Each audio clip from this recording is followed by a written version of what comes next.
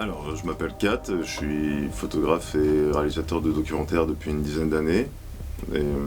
Kat, c'est l'alias artistique, mon vrai nom c'est Fabrice Caterini, donc je suis basé à Lyon. Ma pratique artistique s'articule autour de la représentation du réel. Donc j'utilise beaucoup la réalité augmentée, les datas, tout ce qui est digital, on va dire. J'ai de base pas énormément de pratiques de labo et de chimie. Et donc, l'occasion de cette résidence, je voulais vraiment travailler la matière et l'allier à des données basées sur des images Google Street View.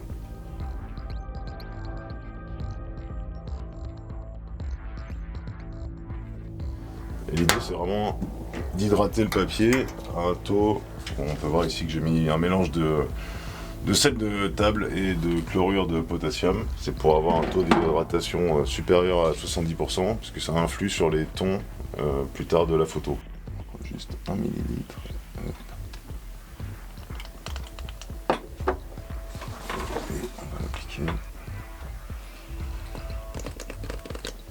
J'ai choisi ces vues, pas se tromper. C'est toutes les vues en quelque sorte où la ligne jaune de l'opérateur Google s'arrête. Donc,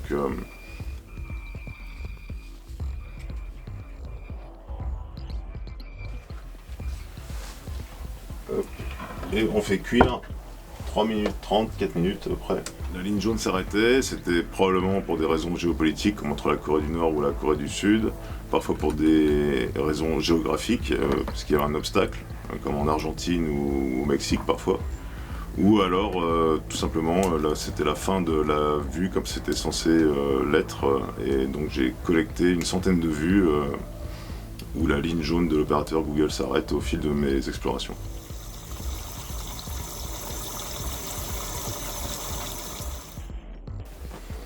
Alors, à la Mare, au cours de ma résidence, j'ai développé un process basé sur le platinotype et palladium. Donc c'est un procédé qui date du 19e siècle.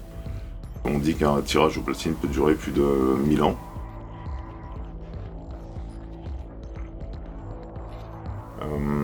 En fait, dans l'idéal, moi, j'aimerais que ce travail, ça soit en quelque sorte dans une boîte et peut-être à la manière d'un trésor, qu'on l'enferme et qu'on le retrouve dans une trentaine ou dans une centaine d'années.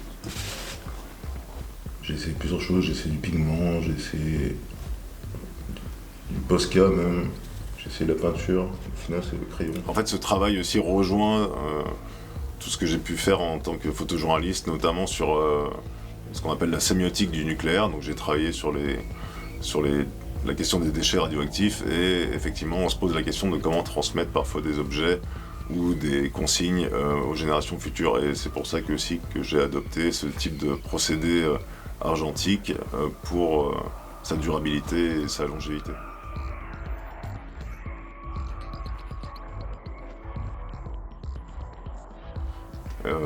Je trouvais ça quelque chose de très fort, qui est des espaces de liberté après la puissance de l'algorithme. Et c'est aussi pour ça qu'ensuite j'ai rajouté une couche de réalité augmentée où lorsqu'on va filmer le tirage avec une application spécifique, on peut voir la géolocalisation précise de l'endroit que j'ai capturé et transformé en platinotype.